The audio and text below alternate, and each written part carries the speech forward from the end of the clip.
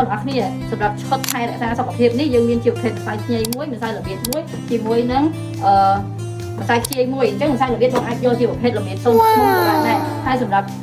ឈុតថែរក្សាសុខភាពនេះគឺជួយការពារសុខភាពយើងពីជំងឺជាច្រើនដូចជាកាពះពោះវៀនហើយខ្ជាយនេះជួយបើសួតជួយបើតម្រង់នោមការពារកុំឲ្យយើងប្រឈមនឹងការពុកឆ្អឹងឬក៏ស្ពុតឆ្អឹងជាពិសេសសម្រាប់ស្ត្រីវ័យអាយុច្រើនដូចនាងខ្ញុំអញ្ចឹងអាយុ40ជាងហើយអញ្ចឹងយើងត្រូវញ៉ាំម្ល៉េះជាប្រចាំដើម្បីការពារកុំឲ្យពេលដែលអស់រដូវទៅយើងប្រឈមនឹងជំងឺពុកឆ្អឹងឬក៏ស្ពុតឆ្អឹងចាហើយសម្រាប់ម្សៅខ្ញីនេះវាជួយឲ្យសម្រក់ខ្លាញ់សម្រក់គីឡូការពារកុំឲ្យយើងឡើងគីឡូអញ្ចឹងសម្រាប់នាងខ្ញុំក៏ញ៉ាំវាជាប្រចាំដែរព្រោះអីយើងចាស់ហើយយើងអត់ចង់ឲ្យឡើងខ្លាញ់ឡើងអាស៊ីតលើសគីឡូអីចឹងណាអញ្ចឹងយើងញ៉ាំអាជាប្រចាំរក្សារូបរាងយើងកុំឲ្យផុតកម្មវ័យចាអាយុ40ក្រាស់ហើយអញ្ចឹងយើងត្រូវតែការពារហើយសម្រាប់របៀបនេះវិញគឺវារក្សាវ័យអញ្ចឹង